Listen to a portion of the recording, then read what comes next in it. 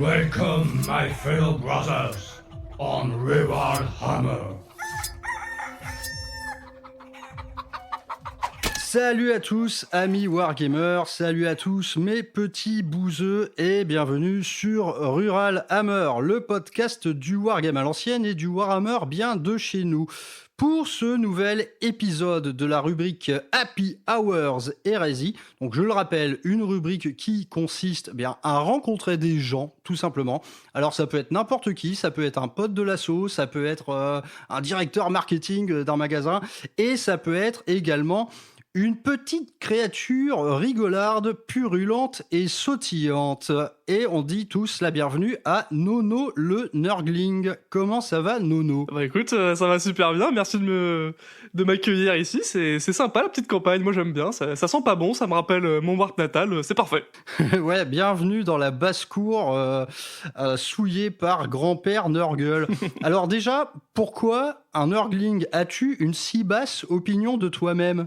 Ah non du tout, c'est beaucoup, c'est bien pire que ça en fait, c'est très cynique. C'est-à-dire que je cherchais une bonne mascotte, un truc tu sais qui puisse parler à tout le monde, qui puisse être assez expressif, qui puisse être adaptable et puis qui puisse voilà avoir ce potentiel de dérivation en merch on va dire.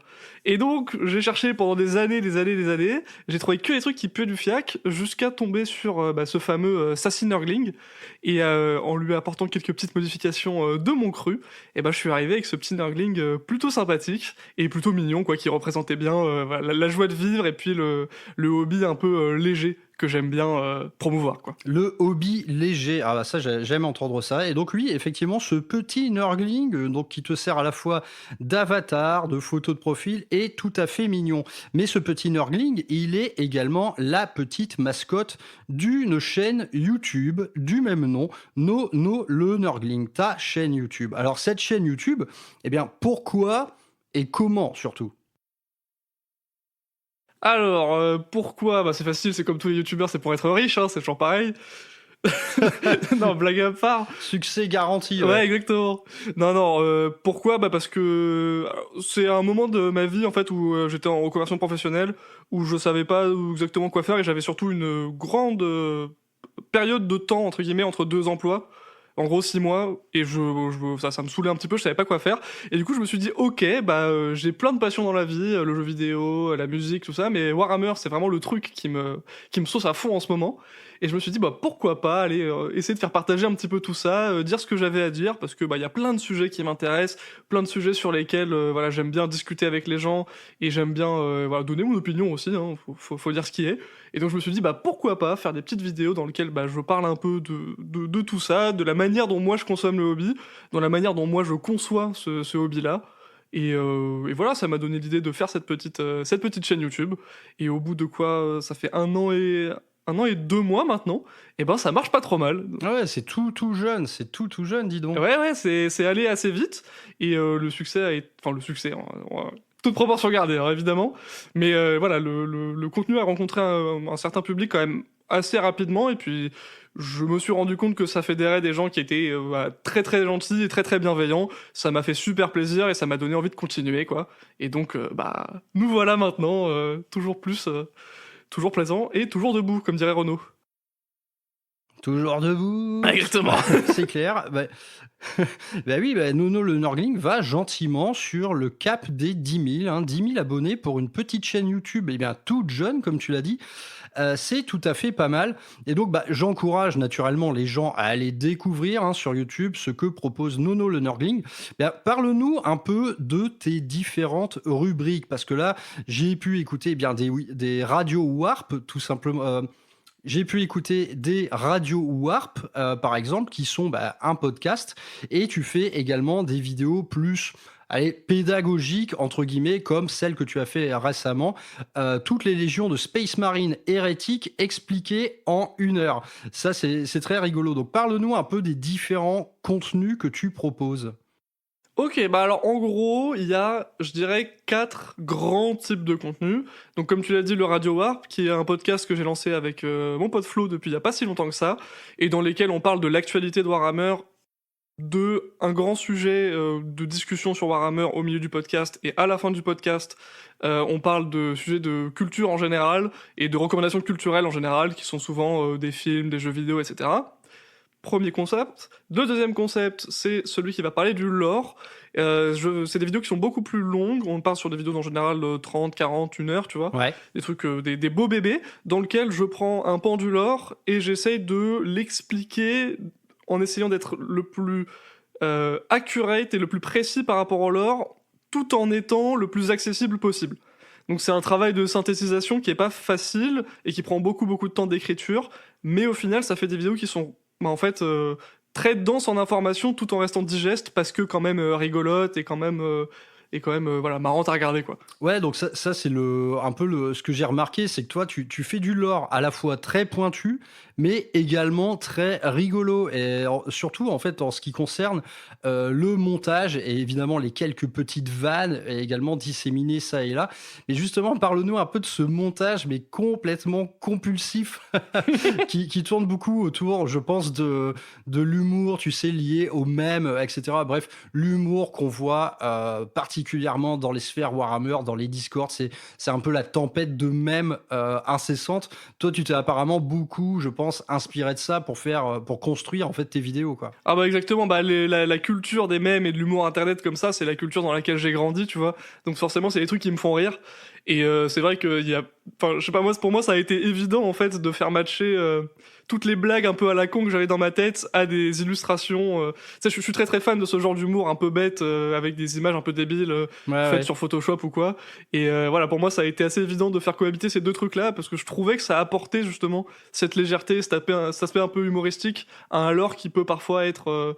alors, trop dark, je sais pas, mais en tout cas, qui se prend beaucoup au sérieux, quoi. Ouais, c'est clair. Ouais, t'as aucun mal, disons, à sortir du lot, un lot en fait de vidéos lore, mais qui sont extrêmement premier degré, extrêmement sérieuses. Donc la petite dérision qui vient tempérer un peu le grimdark du 41e millénaire, c'est tout à fait la bienvenue. Mais en tout cas, moi, ce que je remarque, c'est qu'en termes de travail, mais le montage là sur tes vidéos d'1 heure, mais t'y passes des plombes. Enfin, c'est c'est assez incessant, quoi. Alors, là, c'est un cas un peu extrême, parce que c'est la vidéo la plus longue que j'ai faite. Ouais. Et j'en ai eu... Alors, du début de sa production jusqu'à la fin, c'était 1 mois et 1 semaine. Étant donné que c'était 1 mois et 1 semaine où j'étais en vacances, donc 1 mois et 1 semaine durant lesquelles je travaillais 6 heures par jour sur la vidéo. Oui, ouais, t'étais bien, quoi. Donc je te laisse faire le calcul pour voir voilà, le temps que ça a pris. Mais ouais, non, c'était un sacré bourbier. Mais sinon, ce que j'essaye de faire, c'est que j'essaye de faire une vidéo par mois, avec à côté du travail. Et en général, on est sur une quarantaine d'heures de montage pour une vidéo, à peu près. Ouais, je vois, ouais. Ouais, puis bon, du coup, en fait, t'arrives à un contenu assez varié. D'ailleurs, je t'ai pas laissé finir, excuse-moi, sur les différents types de contenus. Parce qu'on voit également, t'as pas mal de contenus un peu type tutoriel, par exemple. Ouais, en gros, je te dis, il y avait le lore et le podcast. Et après, les 2 autres types que je fais souvent, c'est des vidéos sur les jeux Warhammer. Parce que moi, je suis un grand gamer, c'est une de mes grandes passions. Donc, je teste des jeux vidéo Warhammer. Ouais. Et d'ailleurs, la prochaine vidéo qui sort dimanche, c'est sur Space Marine. Donc, Space Marine le premier. Donc voilà, j'ai fait un test récemment. Et la dernière partie, c'est des vidéos qui sont... un peu discussion, des opinion pieces en fait, où je donne mon avis sur un truc. Et là, ça va être toutes les vidéos, mes modèles préférés, ceux que je trouve moches, mon avis sur telle faction. Là, la vidéo que je suis en train de faire en ce moment, c'est une vidéo sur le modélisme et sur la conversion, tu vois. C'est voilà, en fait, je prends un sujet du hobby en fait qui me plaît et j'essaie de développer autour de ce sujet les choses qui me paraissent être pertinentes et amusantes, quoi. Ouais, je confirme en tout cas. Amusant, ça l'est beaucoup. J'ai souvenir d'une vidéo où ta copine te fait deviner des figurines, par exemple. Ouais, j'adore cette vidéo. Ouais, j'avoue, elle est super, quoi. Elle est super. Et également, j'y vois aussi un petit côté. Allez, on va pas parler de développement personnel, mais t'as tendance à encourager les gens à y aller, quoi. C'est-à-dire, allez-y, peignez, jouez, hissez-vous vers le haut, un peu dans cet univers-là. Alors, je peux voir un peu le rapprochement par rapport au développement personnel, ce que tu veux en dire. Après, alors ça c'est opinion très personnelle, hein, mais tout ce qui est développement personnel et tout, moi, ça me parle pas du tout, tu vois. Donc, Ouais, tu m'étonnes. voilà, j'aurais pas trop envie d'être associé à ces sphères-là, on va dire. Mais, par contre, je peux voir effectivement le fait que il y a une volonté, ouais, de tirer un peu vers le haut et de vraiment faire se rendre compte aux gens qui sont capables de tout, tu vois. Que même si tu fais pas les trucs les plus magnifiques, même si tu joues pas le mieux possible, il y a quand même du plaisir à avoir, il y a quand même des bons moments à passer, et le progrès il se fait sur le temps et au fur et à mesure des expériences, quoi. Je ne puis qu'abonder dans ton sens, hein, vraiment tirer un peu nos petites communautés vers le haut, essayer de faire d'eux des gens meilleurs à travers le hobby. C'est extrêmement ambitieux, mais ouais, de toute façon, on n'est pas du tout dans la case développement personnel. On n'est pas à faire des vidéos avec des titres putaclic, comment gagner 10 000 euros en un mois avec ces 5 astuces. On n'en est pas là. Mais néanmoins, cette petite, cette micro-communauté, néanmoins, on est tous réunis dans le même truc gigantesque, quoi. Donc, autant voilà, essayer de communier autant que possible avec les gens, à encourager les initiatives personnelles, à encourager l'effort, hein, lié à la peinture, à encourager aussi l'envie d'apprendre à jouer, de bien apprendre les règles, de passer une certaine expertise dans tout ça. Donc bah écoute, en tout cas bravo pour ce que tu fais. Moi je m'y retrouve pas mal parce que je prétends incarner plus ou moins la même chose lorsque je fais l'andouille derrière un micro. Donc bah on est bien d'accord sur ça. Justement cette petite communauté, eh bien parle-nous-en. Est-ce qu'ils sont sympas les auditeurs de Nono le Nerdling? Ah bah ils sont plus que sympathiques, ils sont même très très gentils. Et ça c'est quelque chose qui m'a beaucoup surpris parce que on m'a toujours dit que tu sais les gens sur internet pouvaient être méchants, tu vois. Ouais.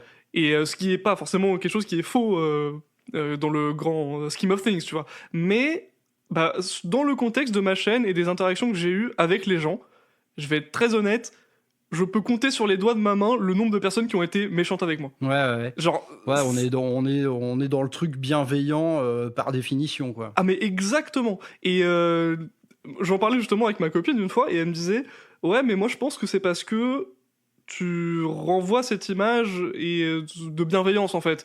T'es gentil, t'es dans le conseil et tout et les gens te rendent bien ça. Je sais pas si c'est vrai, Ouais, c'est tout à fait possible, ouais. mais le fait est que en pratique, voilà, les gens sont super sympas et bah dans le Discord de No Learning, tout le monde est très sympathique aussi et n'hésitez pas à venir hein, d'ailleurs si vous si vous voulez passer des bons moments et partager voilà vos mèmes et vos belles peintures, n'hésitez pas, c'est assez chouette quoi. Bah, j'avoue, le Discord de chez Nono le Nerdling, il y a une très très bonne ambiance, hein. Vous êtes à peu près 200, il me semble. À peu près ouais. Et les discussions vont bon train, hein, que ce soit en termes de lore, en termes de modélisme, en termes d'humour plus globalement. Et on a même en ce moment un petit concours de peinture qui suit son cours avec de bien belles entrées. Donc bah, longue vie à ton petit Discord, en tout cas, il est assez excellent, quoi. Ah merci. Des bisous à eux surtout. Hein. Donc, écoute, maintenant qu'on a fait un peu le tour de cette chaîne Nono le Nerdling que je vous invite à découvrir, du coup, parlons un peu plus de toi, parlons de ton hobby, ton propre hobby, ta propre aventure. Déjà, de quand date la découverte? Déjà, quel âge as-tu à l'heure actuelle et du coup, à quand remonte cette découverte-là? Alors, c'est une réponse en deux temps. Voilà, la première, c'est j'ai 28 ans. Ouais. Et la découverte, la toute première découverte, la découverte initiale, c'était quand j'avais genre 8 ans. Mhm. Mais c'était une découverte qui a fini en eau de boudin. Et d'ailleurs, j'ai fait une vidéo dessus. Je sais pas si tu l'as vu, mais si tu l'as pas vu, je te raconte Oui, l'histoire vite fait. bien sûr, ouais. Vas-y, je te laisse. Ouais, voilà. Mais très très rapidement, j'étais passionné par l'univers parce que un des animateurs du centre aéré dans lequel j'allais me filait des magazines White Dwarf. Et je regardais les images et je trouvais ça genre fou furieux. Et donc j'ai essayé d'en avoir. Ma mère voulait pas m'en acheter parce que ça coûtait une fortune. Mais j'en avais trouvé dans une brocante. Et quand je suis rentré chez moi, j'ai ouvert la boîte et je me suis rendu compte que c'était des machins qui étaient sur des sproues en fait. Que c'était pas des jouets. Ouais. Et ça m'avait mais anéanti. Et du coup après Quoi, c'est pas déjà tout fait, c'est pas déjà tout peint, putain, mais... Et ça m'avait tué et du coup j'avais complètement laissé ça de côté. Et j'ai redécouvert cet univers-là en regardant la vidéo de Magikarp Used Flight. Je sais pas si tu connais. Non, je t'avoue que non. C'est un youtubeur américain et il avait fait une vidéo il y a maintenant 4 ou 5 ans, 4 ans je crois, qui était la vidéo qui le suit lui et Bricky, qui est un autre youtubeur américain, qui rentre dans le hobby en fait, Ouais. et qui achète plein de trucs et qui se lance dans la découverte du hobby, dans la peinture et compagnie. Et ça m'a trop motivé à me lancer dedans. Et j'ai suivi dans leurs pas, j'ai acheté ma première boîte, et j'ai peint tout seul, j'ai joué tout seul, j'ai appris les trucs tout seul un petit peu, jusqu'au moment où j'ai commencé à rentrer dans la vie associative un petit peu, à aller dans les assos pour jouer, pour apprendre à mieux peindre, à mieux jouer. Ouais. Et puis après, ça a suivi son cours, quoi. Donc t'en es à peu près à 4-5 ans de hobby, c'est ça? Ouais, 4 ans. En gros 4 ans, ouais. J'ai commencé à la toute fin de V8. D'accord. Mais du coup, du haut de ces 4 ans, t'en es où en termes d'armée? Qu'est-ce que tu joues? Alors, je vais te dire ce que j'ai eu, et je vais te dire ce que j'ai maintenant. Ouais. J'ai eu une armée de Death Guard, 2000 points de White Scar, 2000 points de Thousand Sons, et un peu moins de 1500 points de Votann. Ça, c'est ce que j'ai eu au total sur ma carrière. D'accord, ouais, très varié, quoi. Voilà, c'est assez varié. Mais ce que j'ai aujourd'hui, c'est plus que mes Votann et mes Thousand Sons. Et ma Death Guard, du coup. C'est les 3 qui restent. Oh là là, du coup... Ah oui, ouais, je me disais, tu t'es quand même pas séparé de ta Death Guard. Enfin, t'as vraiment pas le droit, en fait. Non, mais en fait, je l'ai pas cité tout de suite parce que, justement, ça, on en parlera peut-être un petit peu tout à l'heure, mais tout a été plus ou moins démonté. Parce que je suis en train, en ce moment même, de tout repeindre et de tout convertir. Ah ouais, ok. Du coup, embrayons là-dessus. Où est-ce que t'en es, justement, en termes de peinture et modélisme? Est-ce que t'as été du genre à progresser très vite, ou est-ce que tu te galères un peu? Est-ce que tu suis des gens qui t'aident pour ça? Alors... évaluer son niveau, c'est un peu compliqué. Moi, je considère que je peins pas forcément très bien, mais je suis quand même satisfait de ce que je peins, tu vois. Ouais. Genre, je suis content de ce que j'ai fait. Et je pense que c'est peut-être le plus important, finalement, tu vois. Ah bah grave, ouais. Donc j'ai un niveau... j'ai un niveau très intermédiaire, je pense. Viteuf, quoi. Et est-ce que du coup tu fais la chose de manière assidue? Est-ce qu'il y a beaucoup de plastique gris à la maison, ou est-ce que est-ce que tu es du genre à dresser des projets peints le plus vite possible, le plus efficacement possible? Alors ça, tu vas voir, c'est très très malin. C'est parce qu'en fait, je suis terriblement pauvre. Et donc du coup, j'ai pas les moyens d'avoir une pile de la honte de bâtard. Du coup, tout ce qui est chez moi est peint. Oh, bah tu vois, ça au moins c'est constructif, tu vois, l'humilité voilà, dans les finances, justement, t'empêche de déborder comme le font beaucoup, hein. Ah c'est exactement ça. C'est plutôt pas mal, du coup, c'est plutôt positif, ça. Ouais, non mais tout à fait, en fait. Et même le projet, tu sais, de repeindre la Death Guard, il est lié au fait que j'aimerais bien acheter une armée complète d'Emperor's Children quand ils sortiront. Ouais. Sauf que tu l'imagines très bien que ça représente des dépenses qui sont quand même assez considérables.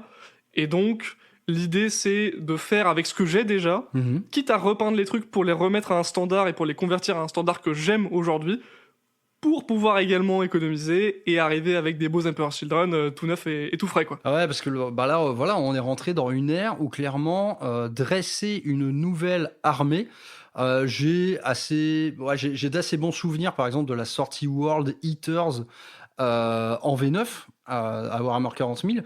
Les gens se rendaient compte qu'en fait, dresser une armée de 2000 points, c'était au bas mot 700 €, quoi. Donc Ah ouais, on est là. Hein. désormais, c'est devenu assez compliqué, quoi. Et surtout que là, malheureusement, quand c'est tout neuf, il y a absolument pas accès à l'occasion ou quoi que ce soit. Donc c'est vraiment full prix, et puis et puis bon courage, quoi. Ouais, c'est clair. Et du coup, là, t'es en train de remettre à neuf ta Death Guard historique. Donc t'es en train de nous dire que tu fais de la conversion sur de la Death Guard, parce que là c'est de la haute voltige quand même, là. Alors, en fait, j'ai toujours été vraiment trop fan des gens qui faisaient de la conversion, qui avaient vraiment, tu sais, des armées qui sont uniques. Ouais. Et pas que par la peinture, par, tu sais, l'aspect esthétique et plastique aussi, tu vois. Et donc, je me suis lancé un petit peu dedans à ma moindre échelle, mais j'ai commencé du coup avec les Plague Marines, j'en ai fait 20, et j'ai essayé de faire en sorte qu'ils soient tous uniques. Je suis parti de 20 marines qui étaient monoposes, enfin pas exactement monoposes, mais tu sais, c'était les Plague Marines de Dark Imperium.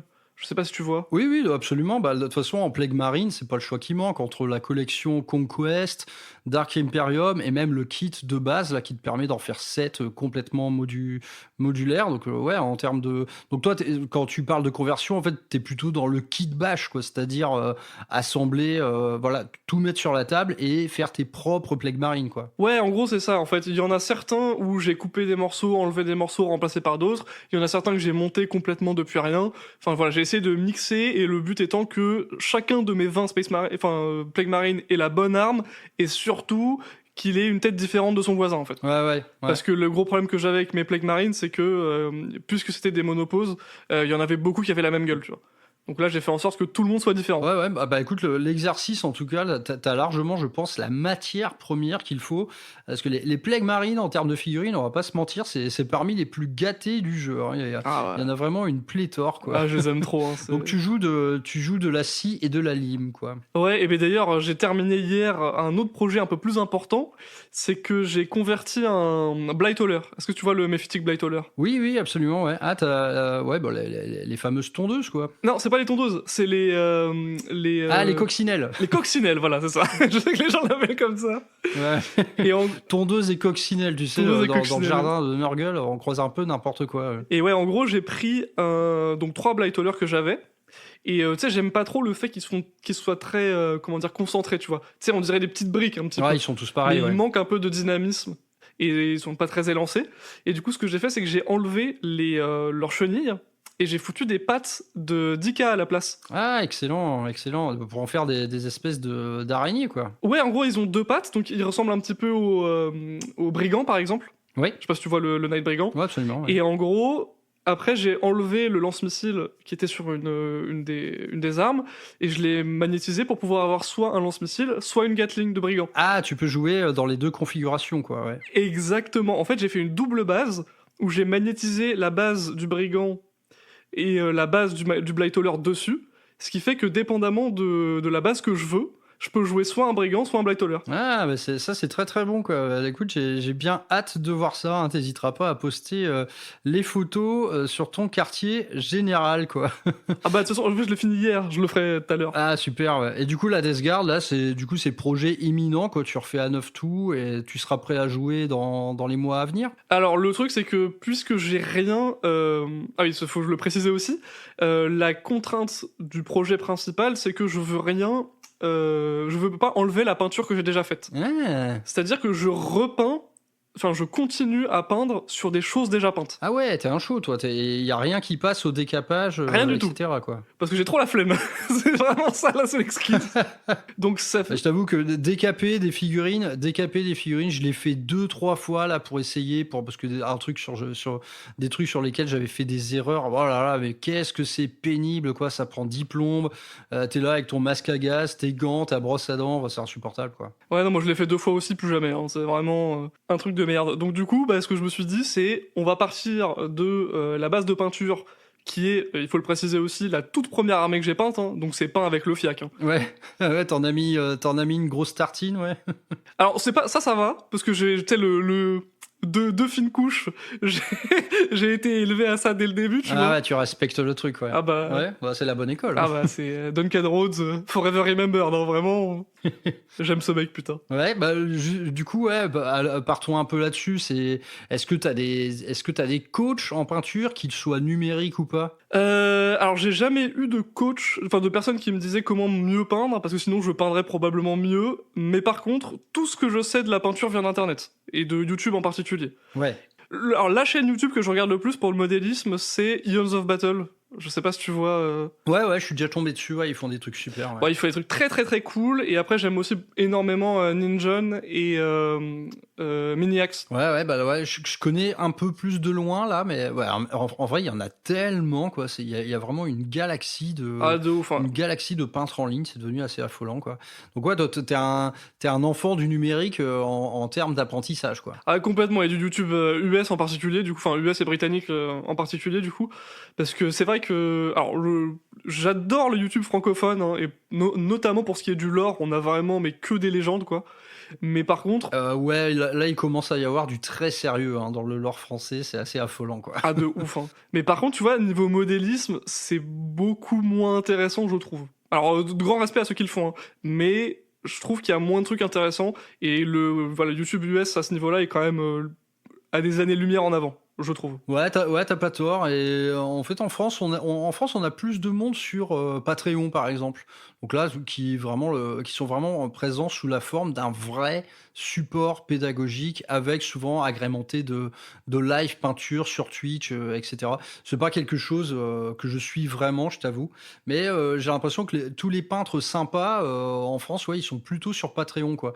Donc quelque part, voilà, on n'est pas dans le contenu gratuit, alors que c'est peut-être plus le cas outre-Atlantique, quoi. Ouais, bah je suppose qu'il faut, il y a la nécessité de monétiser le contenu aussi, tu vois. Parce que si en France on a une communauté qui est grande pour un seul pays, mais c'est forcément comment dire, un vivier de dieux disponibles qui est quand même assez limité parce que seulement pour les francophones. Donc je pense qu'ils n'arriveraient pas à avoir le backing financier suffisant pour faire des vidéos qui soient aussi importantes et aussi grandioses que peuvent faire les Américains, qui eux ont des millions et des millions de vues liés au fait que ils s'adressent au monde entier. Ouais, bah, en même temps, ouais, mets-toi à la place d'un peintre sur figurine. Tu vois, t'as choisi genre le métier le plus niche du monde. De ouf. Faut bien arriver à en faire quelque chose financièrement parce que c'est bien mignon de peindre des poupées, mais ça paye pas forcément les factures. Donc ouais, on voit les mecs créer une espèce de petit écosystème économique qui jongle entre les commandes de peinture, les lives de peinture, les contenus payants sur Patreon via une petite académie de peinture en ligne. En tout cas, moi, ça me fait envie, je t'avoue. Mais de ouf, hein. Je m'y verrais bien, moi, à faire ça. Hein. Je m'y verrais bien, quoi. De le faire en tant que comment dire, maître de classe, tu veux dire? Pas forcément, en fait, ne serait-ce que peindre des figurines, ça devient mon métier, tu vois. Ça Ah me ouais. vend quand même pas mal de rêves, quoi. Ah, je comprends. Ouais. Mais bon, Rome ne s'est pas faite en un jour. Mais enchaînons un peu sur à côté de la peinture, c'est qui tes chouchous? Bah justement, parlons un peu de vidéos de l'or, quoi. C'est en France, on a quand même des candidats très sérieux. C'est qui que tu kiffes dans cette petite galaxie-là? Alors, le truc qui est fou, c'est qu'on a des candidats très sérieux, doublés d'êtres humains extrêmement gentils. Et ça, il faut le savoir aussi. Parce que c'est pas rien, mais quand j'ai commencé et quand j'ai eu besoin d'informations, à chaque fois que j'ai demandé, on m'a toujours répondu et on a toujours été très gentil avec moi. Ouais. Donc, grosse dédicace à tout le monde, vous êtes vraiment des boss, quoi. Et moi, mes chouchous personnels, c'est le Librarium, que j'aime énormément ce qu'il fait. Ouais. Je trouve que c'est vraiment un mec de qualité, quoi. Très très bon storytelling, des vidéos qui se tiennent bien, qui sont ni trop longues ni trop courtes. Enfin voilà, de la très très très bonne cam, très précise et très pointue pour ceux qui aiment bien le lore. Et sinon, après, Indomitus, je pense, est celui qui a réussi à un peu révolutionner le bazar en faisant des vidéos qui sont, de mon point de vue, un peu trop longues, mais d'une qualité tellement au-dessus du lot que voilà, ça se démarque, quoi. C'est vraiment un truc, un travail de fou, quoi. Ouais, on est d'accord, hein, là, que ce soit pour l'un ou l'autre. Les vidéos de 3 heures d'Indomitus, mais putain, quel travail! C'est vraiment un travail de fou. Et moi pour ma part, ça pourrait durer 6 heures, je serais tout aussi heureux. Après, il y a... Enfin, c'est pas pour le lore à proprement parler, mais l'autre youtubeur qui est celui que j'aime le plus, qui est lié à Warhammer, et celui qui m'a le plus influencé, je pense, c'est Bricky. Je sais pas si tu connais. Ben non, je t'avoue que non. En vrai, moi, je suis assez nul dans tout ça. Je connais que les gros. Pour le Ouais, reste, non, je t'inquiète. sais pas grand-chose, quoi. Et en gros, c'est celui qui a le podcast Adeptus Ridiculous. Ah, ben oui, ok, oui. Ouais, ça j'ai déjà écouté, ouais, d'accord. J'avais pas le nom, tout simplement. Je le suivais en fait à l'époque où il faisait du jeu vidéo, il en fait encore et je suis encore ce qu'il fait là-dessus, mais il a tout un side project qui est lié à Warhammer et c'est vrai que c'est vraiment sa façon d'aborder les choses qui m'a énormément plu, et qui est en fait très très proche de celle que je fais aujourd'hui. C'est lui qui m'a le plus influencé et c'est à lui que je pense que je dois le plus. Et puis c'est un mec sympa aussi d'ailleurs, donc voilà. Ouais, du coup, t'es rentré dans le petit club des créateurs de contenu du YouTube francophone, quoi. Bah, c'est cool. Ah lui pour le coup il est américain, donc c'est pas... Ah oui, ouais, Adeptus Ridiculous, Ouais. pour le coup, ouais, c'est ailleurs. Bah, écoute, maintenant, tu vas nous raconter un peu, quel type de joueur es-tu? Est-ce que ça va dans le casual qui connaît pas très bien ses règles? Est-ce que ça va dans le narratif qui fait des règles un peu ce qu'il veut? Est-ce que ça va dans le meta chaser, un peu expert en termes de microplacement, etc.? Quel joueur es-tu? Alors là c'est un peu compliqué. Alors, tout ce qui est narratif et tout, j'en ai quasiment jamais fait en vrai. Ouais. Et j'aimerais peut-être beaucoup, je ne sais pas. Mais force est de constater que j'ai pas vraiment joué avec des gens qui aimaient ça. Et que c'est pas le truc qui m'attire le plus. Moi, je suis plus un espèce de micro-compétiteur, si tu veux. Mais je joue Ouais. pas genre... Je joue pas bien, tu vois. Genre, tu me mets contre n'importe quelle personne qui joue très bien, je me fais rouler dessus, tu vois. Genre, en légende. Mais je me pointe à un tournoi, bah je finis en 2-2, tu vois. Je me fais pas, tu sais, je me fais pas humilier non plus. Je sais jouer, quoi. D'accord, donc ouais, t'as quand même une expérience dans le tournoi, quoi. Ouais, voilà. Et justement, qu'est-ce que t'en penses, toi, du jeu en tournoi? Dans quel état d'esprit t'y vas? Parce que moi, tu vois, de mon point de vue personnel, j'ai dû en faire 5-6, je crois. Donc, bah, les tournois, on sait comment ça marche, tout le monde joue la poutre. Et j'ai remarqué ça assez souvent, à la fin des événements, je me disais, putain, mais la plupart des gens ici, tu vois, il y a un truc qui va pas. Ils ont pas l'air très heureux. Moi, je pars un peu de ce principe-là, c'est que la méta ne rend pas forcément heureux. Je trouve qu'elle crée plus de déçus que de champions. Qu'est-ce que t'en penses, toi? Je sais pas si je suis forcément d'accord avec ça. Ouais, parce que là, on est vraiment dans mon petit point de vue personnel, hein, je t'avoue. Ouais. Non, en fait, c'est pas que ça crée, je pense, des gens déçus, c'est que ça crée des gens concentrés. Moi, ce que je vois dans les games quand tu joues avec des gens enfin, voilà, quand tu joues en tournoi et tout, c'est que souvent, les gens sont ultra focus. Et donc, du coup, des fois un petit peu fermé, des fois un peu, tu sais, un peu sec. Bon, ça peut arriver, tu vois. Ouais. Mais j'ai envie de te dire que c'est un peu le contrat quand t'arrives dans ce genre d'event, quoi. Et de toute façon, si tu viens dans ce genre d'event pour autre chose, tu vas avoir autre chose. Parce que si tu viens en mode tranquille, je viens pour la détente et tout, fort est à parier que tu vas te faire poutrer la première et la deuxième game, et ensuite tu vas tomber avec d'autres personnes qui sont dans le même état d'esprit que toi, et après tu vas t'éclater, tu vois. Il y a ce truc de... Ouais, c'est ça. En fin de journée, les losers se rencontrent, quoi. C'est un peu la deuxième Ouais, manche, quoi. exactement, c'est un peu ça. Alors, en vrai, grand respect, parce que c'est peut-être le moment où on passe les meilleurs moments. Parce que à partir du moment où tu sais que tu peux plus gagner ou que la performance que t'avais visée, bon bah c'est foutu, eh bah c'est parti, on s'amuse, tu vois. Là t'as plus rien à perdre, tu vas for fun, tu vois. Ouais. Et c'est ça qui est cool aussi, c'est que bah voilà, moi j'essaie, quand j'y vais pour essayer de jouer du mieux que je peux, Mhm. de faire la meilleure performance que je peux. En général, je me prépare du mieux que je peux aussi. Mais après, dès que ça commence à partir en couille, bah c'est bon, tu vois. Parce que je sais très bien que ça va partir en couille. Parce que je sais très bien que je joue pas très bien. Ouais. Mais bon, voilà. Quand je joue contre des gens meilleurs, j'apprends des trucs. Donc ouais, toi, t'en retires quelque part une expérience sociologique intéressante, quoi. Ah ouais, complètement, parce que tu rencontres des gens qui sont cool. Se faire poutrer par des gens bien meilleurs que soi, c'est super, parce que t'apprends plein de trucs. Et c'est comme ça que tu deviens meilleur en partie. Et après, bah, quand tu commences à perdre et tout, bah, tu joues avec des gens qui sont beaucoup plus détentes, avec des armées un peu plus peintes, en général. Ouais, c'est clair. Ça change c'est clair. beaucoup. Et puis c'est fun, quoi, tout simplement. Ouais, je suis assez d'accord, hein, sur le truc. C'est que moi, j'ai observé un tas de choses. Moi, les fois où je suis allé en tournoi, tu vois, c'était pour ça. C'était vraiment pour l'expérience de sociologie. Parce que moi, je viens tu vois, quand j'ai commencé le hobby il y a fort longtemps, mais je pense que c'est venu à l'esprit de personne à l'époque que ça puisse devenir, tu vois, un événement de compétition, un événement où quelqu'un va gagner face à toi, mais tu vois, avec de manière réglementée, c'est-à-dire et encadrée, c'est-à-dire avec un score, des prix, etc. Et donc, ça m'avait intéressé à l'époque, et j'en tire à peu près les mêmes enseignements que toi, quoi. C'est que ça t'apprend à mieux jouer, ça c'est clair. Et globalement, on va pas se mentir, il y a quand même une ambiance générale qui est plutôt bonne, quoi. Ouais, non, mais c'est cool. Et puis même si la game peut paraître un peu tendue et que tout le monde est un peu sec et tout, dès que la game se termine, tout le monde se relâche et en général, voilà, tu peux discuter tranquillement avec la personne, ça va, quoi. Ouais, il y a des profils, extrêmement sérieux, hein, que tu peux croiser durant des parties, et tu te rends compte que pour eux, voilà, c'est leur parenthèse, cette espèce de, tu vois, ça va être les 3 heures de défi intellectuel où, tu vois, faut pas trop me faire chier, quoi. Bah après, en plus, c'est pas la majorité. Enfin, c'est pas la majorité. Ça peut être la majorité, mais c'est des gars qui sont sympas en général, tu vois. C'est après, quand ça commence à se détendre et tout, ça va beaucoup mieux. Et puis, bon, comme toujours, il y a des gens qui sont pas très sympas, ça arrive, tu vois. Mais de mon expérience, en tout cas, c'est quand même une grande minorité de personnes.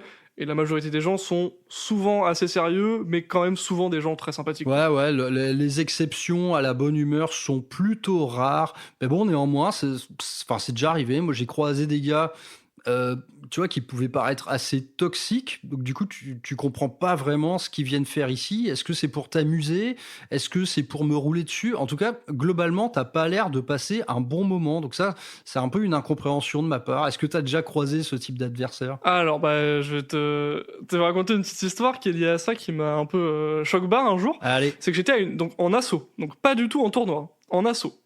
J'arrive, je joue avec avec un mec que je connaissais pas, ça se passe très bien, c'est cool. Et la table derrière moi, je les entends, mais s'engueuler. Mais il y a un des deux mecs, il avait trop mal parlé à l'autre type. Mais vraiment, mais il lui avait mal parlé comme j'avais rarement vu, tu vois. Et le mec, il s'est levé, il a tapé sur la table, il a fait « Frère, je suis pas là pour me battre, soit on joue, soit je me casse. » Ah, putain. Et le mec, il s'est calmé direct, il a baissé d'un ton, ça c'est plus ou moins... Tu sais, c'est silence, ils ont joué un peu normal et tout. Et après, au bout d'un moment, le type, il a fait « Bon, allez, c'est bon, là, tu me casses les pieds, je me casse, tu vois. » Et il est parti. Ah putain, ouais, c'est bizarre. Hein. Bah, en fait, bizarre, oui et non. C'est-à-dire que, à sa place, j'aurais fait la même chose, dans le sens où... tu viens pas pour souffrir, tu vois, comme dirait Nabila. C'est vraiment... C'est clair. tu viens pour t'amuser. Et le mec en face lui parlait trop mal, lui sortait des réflexions type « Oh, t'aurais pu lire tes règles quand même. » Tu sais, des trucs comme ça, tu vois. Ah oui, non, ben là, ouais, là, c'est... Des trucs d'enculé, quoi. Pardon. Ouais, bon, là, pour ma part, c'est la gifle avec élan. Hein. Ah mais, non, mais tu vois, c'est un petit peu ça. Et donc le mec est resté calme quand même longtemps et tout, mais juste au bout d'un moment, le mec, tu l'as jamais vu, c'est pas ton pote, quoi. Il te parle mal, bah écoute, je m'en vais, quoi. Ah oui, non, mais cassos, quoi. Ah, mais c'est ça, Il vaut voilà. mieux s'en aller plutôt que de lui casser une jambe, quoi. c'est ça, voilà. Ouais, bon, ça arrive, hein, ça arrive. Bon, c'est assez rare, mais ça arrive, ça a le mérite d'être clair. Donc, ne venez pas en tournoi en pensant que absolument tout le monde sera dans le même état d'esprit que vous. Les exceptions sont rares, mais elles demeurent néanmoins. Du coup, toi, c'est quoi enfin, par rapport à l'actualité, donc t'es un peu un joueur à tout faire, hein, ce que j'ai cru comprendre, même t'aimes bien te dépasser. Nono le Nurgling dans la V10, ça donne quoi? T'en penses quoi de cette version en cours? Bah alors moi, la V10, c'est pour le moment une semi-satisfaction, je dirais. Ouais. Dans le sens où le principe des index, j'ai trouvé que c'était génial. De partir tous d'une même base, d'un seul détachement, et de réapprendre à connaître son codex avec tous les changements qu'il y a eu, tous les bouleversements de règles qu'il y a eu. Ouais. J'ai trouvé cette phase giga intéressante. Ouais, c'était donc ce premier semestre, c'est vrai qu'il s'était fait dans une espèce d'enthousiasme global, quoi. Ah, et complètement. Et sachant qu'il était accompagné du rework des datasheets que j'ai trouvé super, Ouais. d'une simplification globale du jeu, même si ça reste très complexe, c'était quand même assez bienvenu, je trouve. Et on a enchaîné dans une période où Games Workshop a vraiment mis l'accent, je trouve, sur le fait de développer une scène du jeu un peu tendue qui soit saine. C'est-à-dire qu'il y a eu quand même 6 mois, on va dire, après la sortie de la V10, les méta étaient quand même solides, tu vois. Ouais. Genre, il n'y avait pas d'aberration absolue et il n'y avait pas non plus d'armée qui était vraiment très nulle. Ouais, ça arrivait assez ponctuellement, hein, comme les Eldar par exemple, ça a été vite calmé, quoi. Voilà, exactement. Il y a eu une réactivité avec les data slate et les field manuels là qui était vraiment cool, j'ai trouvé. Et bah aujourd'hui, la méta est cool, je trouve. Ouais. Genre, tu vas dans un tournoi où tu vas jouer avec tes potes, bah t'as de très grandes chances, si le niveau de skill des deux joueurs est équivalent, d'avoir une game intéressante. Et t'as moins ce truc de « Ah bah le match-up il est pourri, je vais me faire rouler dessus », tu vois. Ouais, bah je note également une recrudescence des parties très disputées, tu sais. Même la dernière update, Nexus Paria par exemple, a tendance à aller dans ce sens-là. Par exemple, quand t'es mené au score, tu vas pouvoir tirer des cartes qui vont te permettre de rebondir fort, quoi. Et c'est vrai que dans cette V10, j'ai jamais fait autant de parties sur le fil, et c'était très loin d'être le cas en V9, quoi. Ah bah en V9 on avait un énorme problème d'alpha strike souvent, si tu jouais pas dans des décors WTC, ou si t'avais pas le T1 et que t'étais sur une armée de tir, bah tu te faisais laver T1 quoi. Oui, grave, ouais. Et maintenant on a plus ce problème là, beaucoup moins en tout cas, et c'est aussi lié je pense à la démocratisation des layers de terrain qui sont beaucoup plus touffus, où t'as beaucoup plus de place pour te cacher. Et ça, je trouve que c'est hyper intéressant. Ouais, ça a pas mal changé, notamment avec les empreintes au sol, tu vois, des différents bâtiments Ouais, ouais. qui offrent en fait des zones de couverture, mais bien plus vastes qu'elles n'ont pu l'être dans l'édition précédente, quoi. Ah bah, toi, qu'est-ce que tu en penses de ces réadaptations-là? Moi, tu vois, d'un point de vue personnel, ça me dérange un petit peu parce que t'es censé être caché derrière quelque chose où je te vois quand même, tu vois. Ouais, alors je vois tout à fait en quoi ça peut poser problème. En fait, il y a une forme de dissonance cognitive, quoi. Tu vois un truc qui n'est pas. Ouais, complètement. Ouais. Et c'est particulier. Mais en fait, euh, quand tu commences à penser la table comme un truc géométrique, ça fait sens en fait. Parce que c'est le seul moyen de faire quelque chose qui est parfaitement équilibré. Et je trouve, en fait, j'étais comme toi au début en mode, ouais, c'est pas hyper immersif, c'est pas le truc de fou. Mais en fait, j'ai tellement été convaincu de l'apport d'équilibrage que ça apportait que maintenant, bah, je m'y suis habitué et en vrai, j'aime beaucoup. Ouais, bah, je t'avoue que j'ai pris le pli également. Au début, j'y allais un petit peu à reculons et bah, j'ai appris à le faire, quoi. Donc moi, tu vois, j'ai des décors qui ne sont pas liés à des layouts ou quoi, mais en tout cas, je les avais soclés. Et désormais, eh bien, ces socles, bah, ils me servent en fait d'empreinte au sol, donc qui fonctionnent de la même manière, quoi. Et du coup, tu joues à quoi en ce moment? T'as dit Votan et Death Guard, c'est ça? En gros, ouais, alors, j'ai joué beaucoup Death Guard, forcément. J'attends avec impatience le codex. Ah, là, je pense que tu peux être patient encore, hein. Après, honnêtement, l'index Death Guard, je trouve que c'est un des meilleurs, hein. Alors, c'est un des meilleurs, je suis d'accord, et c'est lié au fait que t'as énormément de datasheets, en fait. Ouais. T'as une profondeur de list building qui est extraordinaire. Et c'est pour ça que c'est une de mes armées préférées aussi. C'est qu'avec tout le codex Death Guard, qui est déjà énorme, plus les démons, plus les Chaos Knights, bah vraiment, t'as de quoi faire sur les générations, quoi. Ouais, bah, l'index Death Guard est très touffu. J'en ai fait pas moins de 2 émissions qui font 1h30 chacune, tu vois. Tellement il y avait tellement il y avait de choses à dire. Du coup, bah, je rebondis là-dessus. Toi, t'aimes bien l'armée Death Guard avec du démon, avec du Chaos Knight en allié? Alors, j'aime bien, ça dépend. J'essaie de trouver un truc qui peut, tu sais, soit être fort, soit compléter une faiblesse ou un manquement de l'armée que je peux avoir, tu vois. Par exemple, Bah là, ouais, je pense qu'en ce moment, les Renegade Knights sont pas mal utiles pour gagner du tir, hein. bah exactement, là, l'exemple le plus connu actuel, c'est comme tu l'as très bien dit, les Night Brigands, qui sont très très très très forts au tir. Ouais. Mais il y a aussi les côtés démons, il y a beaucoup de gens qui jouent les Nurglings, enfin, un peu moins maintenant, mais qui ont joué les Nurglings pour faire les secondaires, pour faire le secondaire qui demande d'être dans la zone de déploiement adverse. Ouais, en plus, ils sont infiltrés, ces petits cons, hein. Ouais, ils sont infiltrés, ils peuvent se distraire aussi, donc c'est vraiment un truc, une sale bête, quoi. Et côté démon, il y a beaucoup de gens enfin beaucoup de gens, il y a des gens un peu, des chimistes, tu vois, qui jouent Rotigus aussi. Rotigus, tiens donc. Ah ouais, long time no see, bro. Je l'ai jamais vu sur une table, celui-là. Et bah en vrai, alors moi je l'ai pas malheureusement, mais si je l'avais, je l'amènerais parce que il est en vrai relativement fort. Il est très tanky, il a une save pourrie, mais il a beaucoup d'HP. Il a un Field No Pain, si je dis pas de bêtises, mais surtout sa compétence, c'est qu'il réduit l'OC des unités qui sont autour de lui. Ouh. Donc c'est vraiment une sale bête. Quand tu le poses sur l'objectif central, pour voler l'objectif central, bon courage, quoi. Ouais, là, à moins de ramener du custo avec une bannière, ça va être difficile de le reprendre, l'objectif, quoi. Exactement. Ouais, donc c'est cool, quoi. Et puis il a un gros fiac, quoi, donc... Et un petit démon majeur, un petit grand immonde, ça te sauce pas, ça? Bah, Rotigus, c'en est un, quoi. Le problème, c'est que le démon majeur, enfin, le Great Unclean One de base, il est pas très. Enfin, c'est Rotigus en moins bien, en fait. Oui, Donc, ouais. il n'y a pas trop d'intérêt de le prendre aujourd'hui. Par contre, Mortarion, Mamacita aussi, je l'aime beaucoup. Oui, bah, Mortarion, c'est un excellent totem, hein. Moi, je l'ai souvent affronté, hein, sur table. Ouais, il est cool. Après, sa, sa capacité totémique, on va dire, a beaucoup, beaucoup diminué, je trouve, en V10. Parce qu'en vrai, depuis le nerf de l'indirect, Ouais. sa capacité à ignorer les modifiers, elle est plus aussi intéressante qu'avant. Ah oui, ouais, la règle prend le pas sur sa capacité, quoi, c'est ça? Oui, en gros, ça te permettait d'ignorer le moins pour toucher sur les lignes de tir sur la ligne de vue des Plague Burst. Oui. Ce qui faisait qu'avec les Plague Burst, tu les mettais autour de Mortarion et tu pouvais tuer n'importe quoi qui était caché. Maintenant, tu peux plus le faire parce que un tir qui est sans ligne de vue ne touchera au maximum que sur du 4+. Ouais, jamais mieux que ça, ouais. Voilà, jamais mieux, exactement. Donc, toute cette partie-là de Mortarion est plus si ouf que ça. Mais Mortarion a la l'avantage assez énorme de coûter pas trop cher.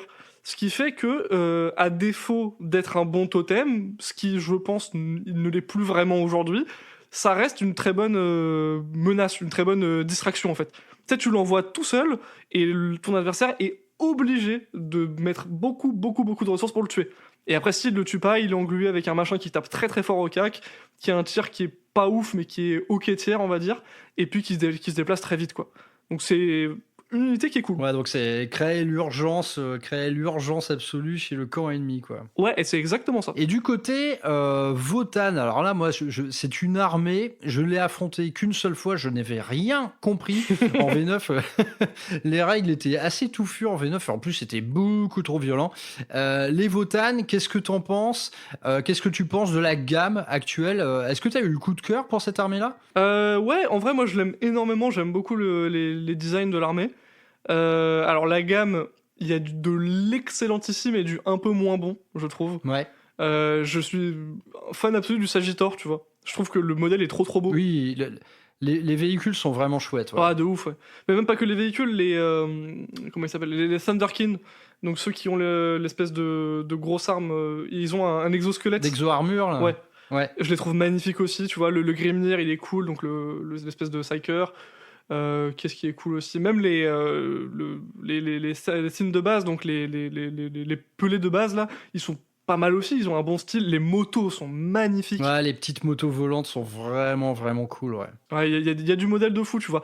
Et après, à côté de ça, il y a les Terminator, tu vois, que je trouve franchement pas incroyable. Ah ouais, d'accord. Bah, moi, en infanterie, je trouve que c'est un peu les mieux. Moi, je suis moins fan tu vois, des espèces de Lopez en Marcel, là. Je trouve qu'ils font un peu disparates, là. Ah, les Berserkers, ouais. Ouais, j'avais été déçu à la sortie de cette armée. En fait, c'est que c'était pas assez nain, tu sais. Ouais. Je trouve qu'il manquait le côté nain. Il manquait les barbes, les runes. Cela dit, en fait, c'est tout à fait possible de le faire par soi-même, ne serait-ce qu'en changeant de tête, par exemple. Ouais, je pense qu'il y a de quoi faire. Hein. Après, comme tu dis, les barbes et les runes, tout ça, ça y est encore, mais c'est l'aspect mineur, mais mineur moderne, en fait. Ouais, c'est ça. C'est ouais. plus... c'est plus industriel, c'est intéressant. Enfin, moi, je trouve la proposition de design originale et super intéressante. Ouais, original, ça c'est clair et net, quoi. On est sur un design vraiment un peu excentrique, hein, dans le 41e millénaire, un peu à l'image des taux, tu vois. Quelque chose d'assez disparate. En tout cas, la gamme ne demande qu'à s'étoffer. Pour l'instant, bon, on n'a pas vraiment un nombre d'entrées terrible, quoi. Ouais, et ça, c'est le gros souci, en fait, de la gamme aujourd'hui. C'est que les possibilités de list building sont extrêmement limitées parce qu'il n'y a pas beaucoup d'entrées, parce qu'il y a des entrées qui sont vraiment nulles, et parce que tu n'as aucune capacité de t'allier avec autre chose. Donc c'est vraiment très limité, quoi. Et ça, c'est un peu triste, malheureusement. Ouais, il y a quelques factions, hein, qui sont un peu dans cette mouvance-là, tout simplement. Les factions les plus récentes, quand tu vas voir du côté des World Eaters, c'est pareil, c'est une armée à trous, quoi. Il y a vraiment pas grand-chose. Ouais, mais encore, tu peux avoir des démons de cornes et des CK, tu vois. Ouais. Là, Votann, t'as rien d'autre, quoi. C'est ça qui est un peu... Ouais, parce que du coup, ces fameux Votann, moi, au début, je pensais vraiment que ça allait être les remplaçants des squats, tu vois. Vraiment, les squats, c'est une race qui était apparue dans des anciennes versions de Epic 40 000, par exemple. C'était vraiment les nains de l'espace. Les Votann, en fait, sont quelque chose de radicalement différent. Donc, en fait, ils sont pas vraiment Imperium, ils sont pas vraiment Xenos, quoi. On a du mal un peu à les cataloguer. Bah, je crois que c'est censé être full Xenos, quoi. Bah, typiquement, ouais, mais en tout cas, c'est pas comme ça qu'on se les représente, tu vois. On a du mal à en faire une espèce extraterrestre, quelque part. C'est pas du tyrannide, quoi. Ouais, parce qu'ils sont très physiquement proches, en fait, de tout ce qui est humanoïde, quoi. Ouais, c'est ça, ouais. Bon, en tout cas, ouais, je ne demande qu'à voir cette gamme s'étoffer. Je suis assez curieux en la matière, quoi. Et toi, du coup, pour cette V10, eh bien, quelles sont tes attentes? Qu'est-ce que tu aimerais voir changer, s'améliorer? Quelles sont les gammes de figurines que tu attends le plus? Pas plus tard qu'hier, nous sommes actuellement le 30 août 2024, pas plus tard qu'hier, Game Workshop nous a sorti une vague de révélations qui consistait à dire... bah, il n'y aura rien. la principale news, c'était il n'y a pas de news.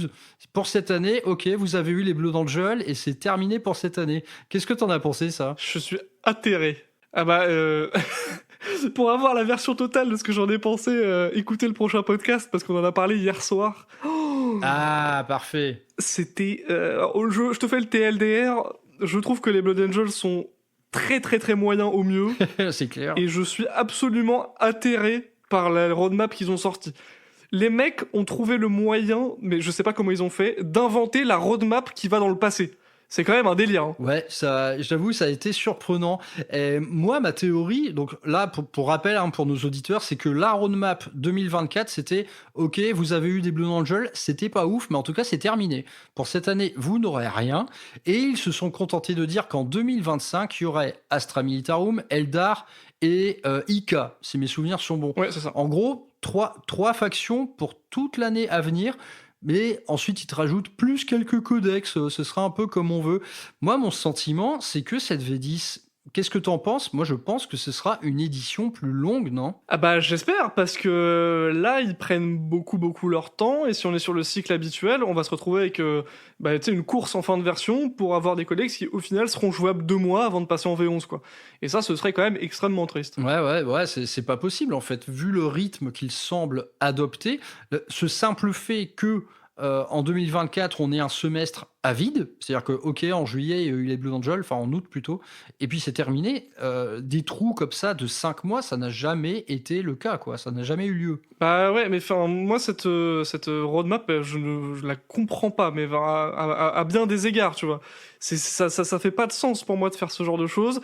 Après, en y réfléchissant un peu et en essayant de rationaliser les choses, je me suis dit que c'était sûrement pour laisser plus d'espace à d'autres jeux, et notamment à AOS, Ouais. qui, si j'ai bien compris, dans sa nouvelle version, c'est pas forcément aussi bien vendu qu'ils auraient espéré. Ah, d'accord. Et donc peut-être qu'il y a un petit peu de ça, et peut-être que la nouvelle édition de Kill Team qui arrive aussi a besoin d'un peu de temps tu sais, sous les spotlights, Ouais. mais mettre de côté 40K aussi longtemps, moi je trouve que c'est un peu dangereux. Bah, c'est un peu le jeu phare, hein, Parce ouais. que c'est quand même leur jeu principal, et Ouais. et voilà. En tout cas, moi, si vraiment, là, voilà, c'est mon sentiment que peut-être on partirait sur une version plus longue. Moi, ça, honnêtement, je ne pourrais que m'en féliciter parce que je trouve vraiment que depuis la V8, le rythme de sortie est complètement hystérique. Les codex se succèdent. Parfois, ils sont pas très bien écrits, hein, on va pas se mentir.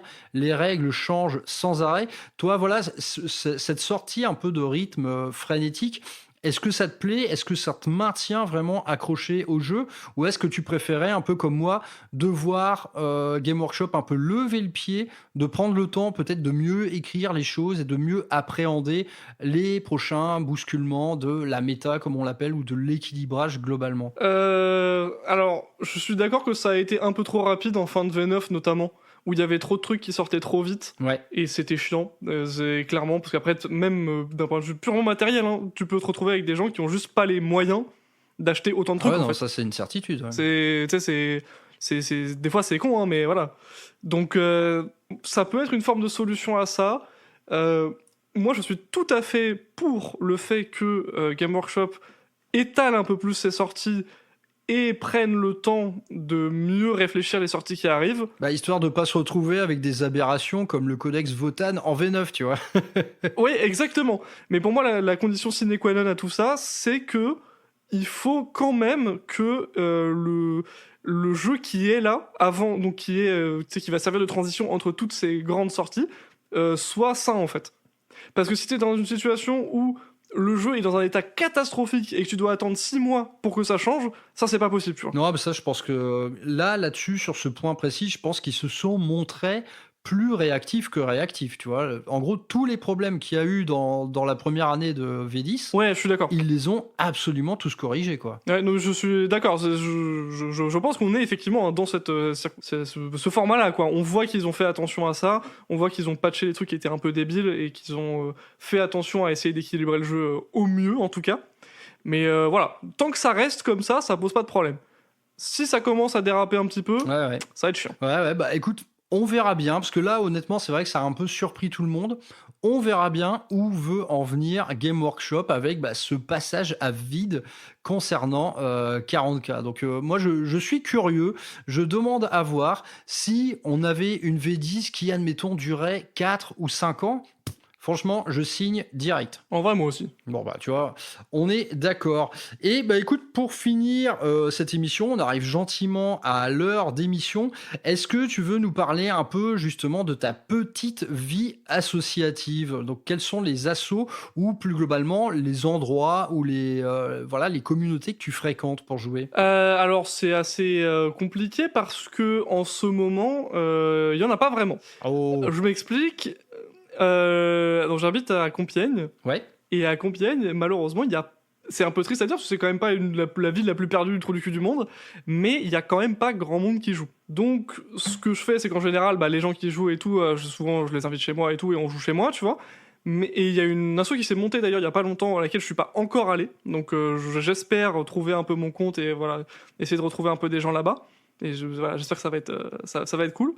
Mais voilà, en ce moment, l'immense majorité de mes games de training et de mes games en général que je fais, c'est sur TTS en fait. D'accord, donc toi tu joues à ça, Tabletop Simulator quoi. Est-ce que bah écoute, n'hésite pas à nous en parler un petit peu parce que pour moi, j'ai jamais essayé, mais tu vois, pour moi, vu de l'extérieur, c'est un peu l'antéchrist si tu veux parce que ça retire, c'est du Warhammer, mais en retirant tout ce qui me tient le plus à cœur, c'est-à-dire les décors, les figurines, la peinture. En gros, on se débarrasse de tout ça.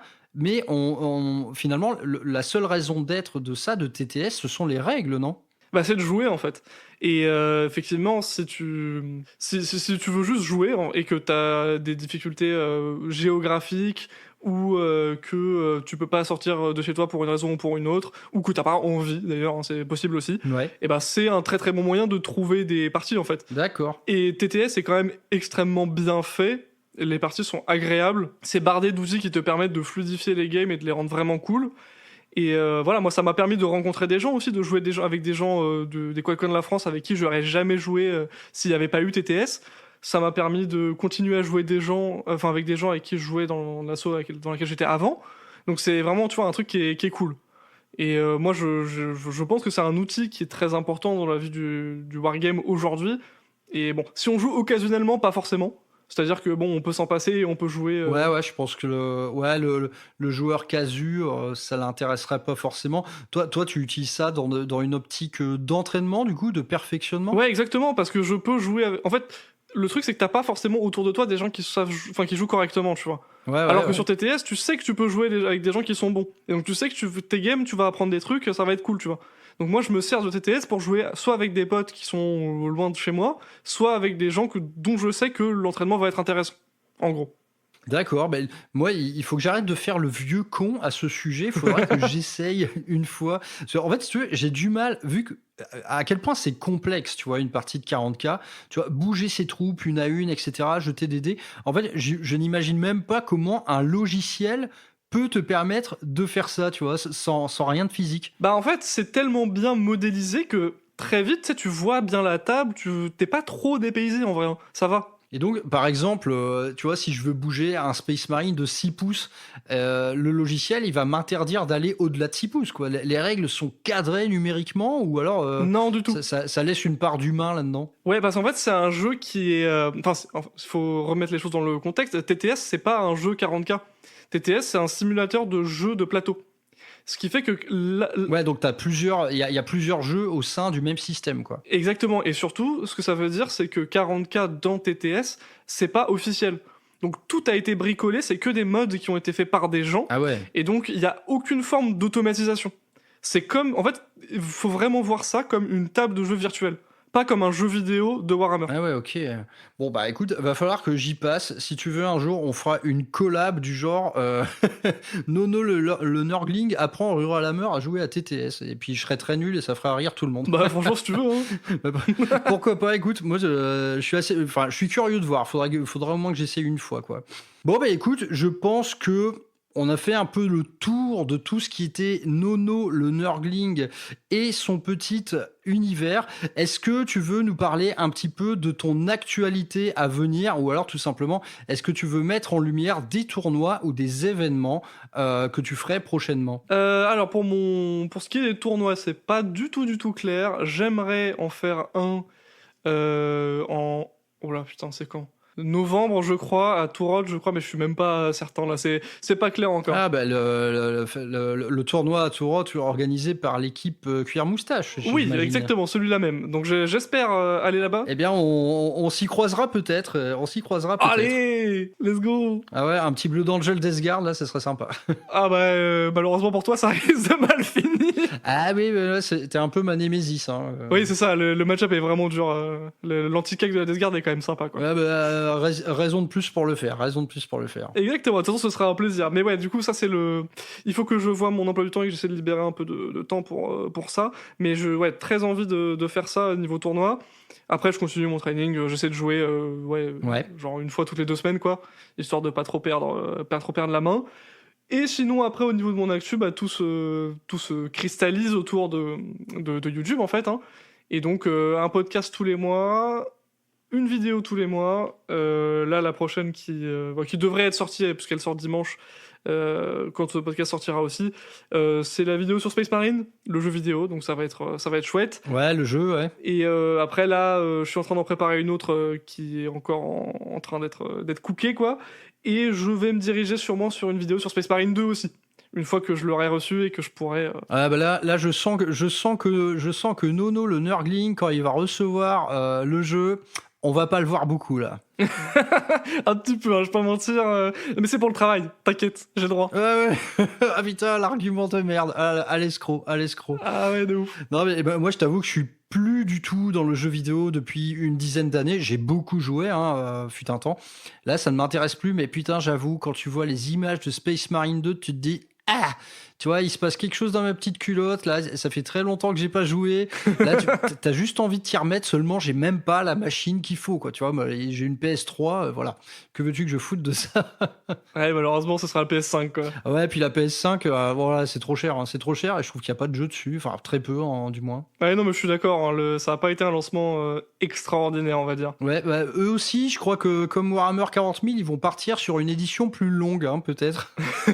J'espère. Ouais, c'est bien. Bon, ouais, le jeu vidéo, je suis plus dedans, mais putain, ouais, Space Marine 2, ah là là, ça chatouille quand même. Ça crée des. T'as envie de renouer avec ton essence profonde.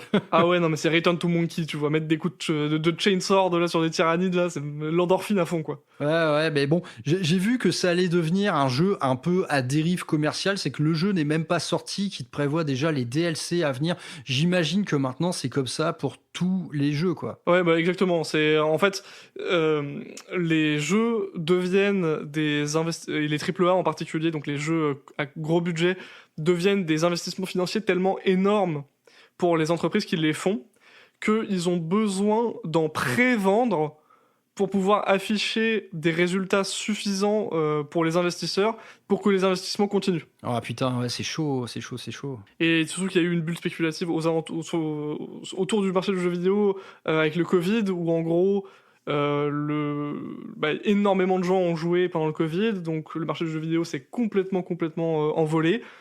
Et donc il y a eu énormément de recrutement, énormément d'investissements. Sauf que forcément, après le Covid, c'est reparti à son état normal.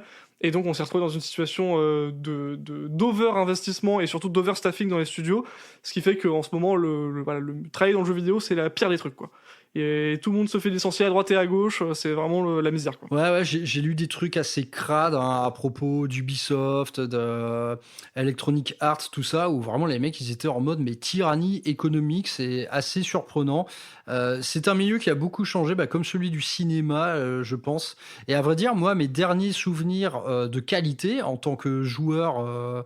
en tant que ex-joueur de jeux vidéo, c'était plus lié aux jeux indépendants, quoi, aux petits jeux tout simplement, qui sortaient justement de ce circuit du gros studio, du AAA, etc. Dans les jeux indés, en général, c'est là où tu vas retrouver 2 choses principalement. C'est les concepts de génie, des trucs jamais vus, hyper originaux, et c'est les jeux, entre gros guillemets, artistiques. C'est-à-dire qu'ils vont avoir une visée artistique. Ça va être des jeux souvent, d'un point de vue peut-être du gameplay, pas forcément hyper intéressants, mais ça va être des ultra belles histoires ou des expériences sensorielles, ou soit des trucs qui sont intéressants, mais pour d'autres raisons que leur nature de jeu vidéo. Bon, en tout cas, ça a toujours l'air mieux qu'un Call of Duty, quoi. Ah bah exactement, ouais, avec qui le dis-tu? Bon, en tout cas, Space Marine 2 s'annonce quand même comme un grand moment de bourrinisme, et je pense que visuellement parlant, là, ça va en faire chavirer plus d'un, hein, parce que tout ce qu'on aime va prendre vie sous nos yeux, quoi. Ouais, moi j'ai hâte, hein, je te jure, là, c'est... T'en peux plus. Je suis à fond. Ah non, de ouf. Bon, bah écoute, on va s'arrêter là-dessus. Nono n'en peut plus. Je pense qu'on a fait un peu le tour des petites actus. Donc, restez branchés sur la chaîne de Nono le Nurgling. Restez branchés sur Rural Hammer, hein, bien entendu. Et bah écoute, je te laisse le mot de la fin, mon petit Nono. Et moi, je dis à mes auditeurs, à une prochaine fois, à un prochain épisode de Happy Hours Hérésie. Bah écoute, avec ce dernier mot, je fais un bisou à ma maman. Voilà. Ah, c'est beau ça. Et voilà. Et puis merci beaucoup d'avoir écouté le podcast. Hein, c'était cool. C'était vraiment un plaisir de venir. On a pu parler de plein de petits trucs plutôt sympatoches, quoi. Et normalement, si tout va bien, tu devrais venir dans notre podcast le mois prochain pour nous parler de plein de trucs super. Donc voilà, le crossover Rural Hammer Nono le Nurgling ne fait que commencer. Donc voilà, stay tuned, abonnez-vous à la chaîne et venez me voir, quoi. Allez, moi je vous fais des bisous.